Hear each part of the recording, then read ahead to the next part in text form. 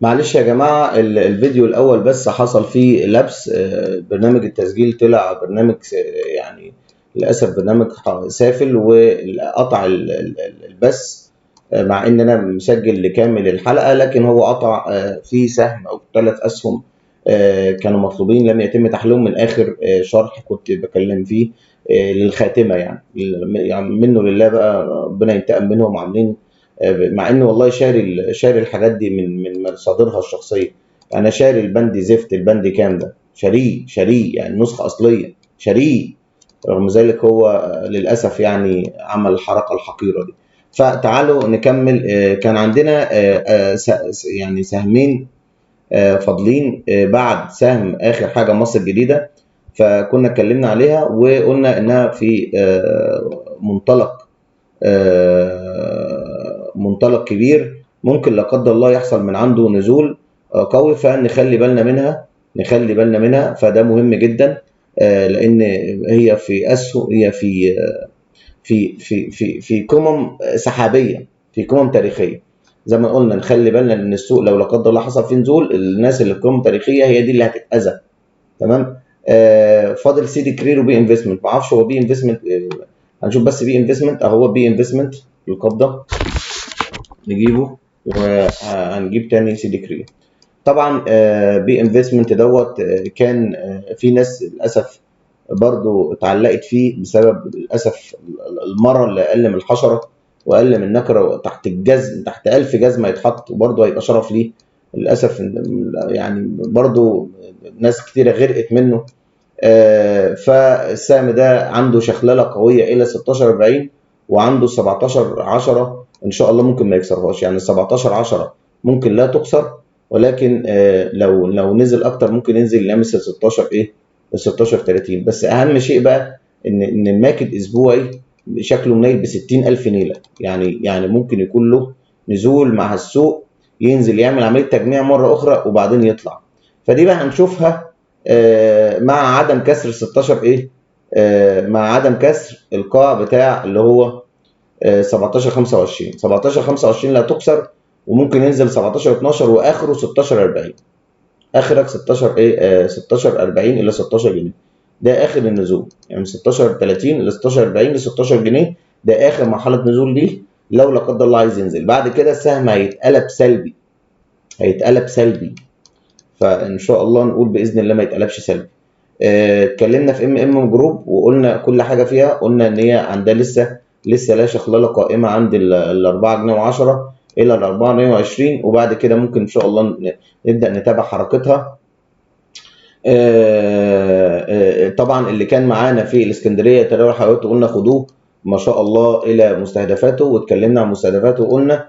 وبرده نخلي بالنا من اللي هي الاسهم اللي بدات تعمل ايه، قمم علويه و تجيب قمم تاريخيه.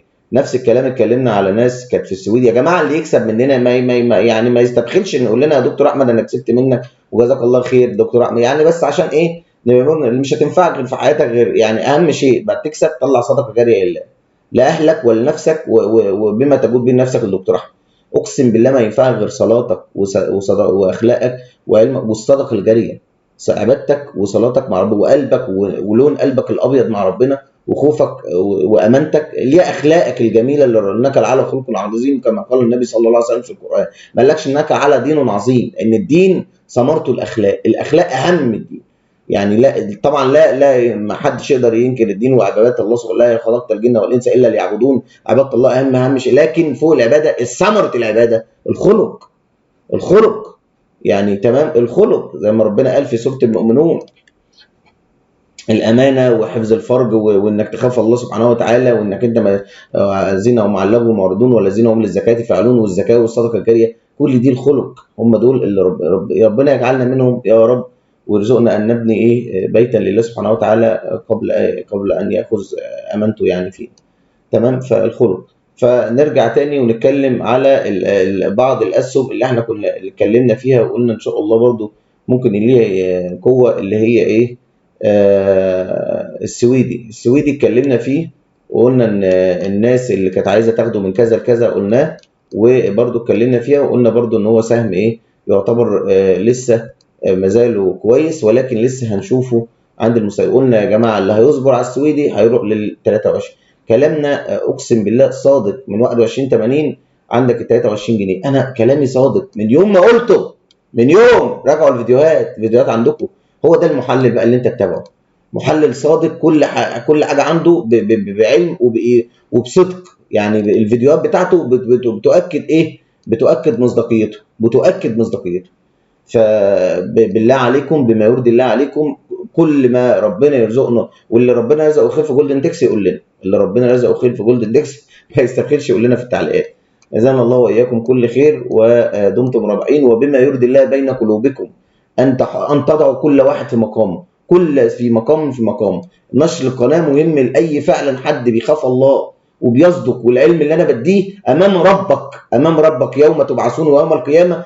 اعطي بما في قلبك في دعم القناه، زي ما انا بديك بما تعلم من صدق ان انا بعطيك الخير كله، وبقول لك على كل شيء بما يرضي الله والرسول. بس مش هقول لك اكتر، والله ما عشان حاجه، عشان اقسم بالله فقط لهدف واحد، لكي يوضع كل ذي مقام في مقام، لكي يعلم كل ذي مقام مقامه، والله فقط، ليس اكثر وليس الا.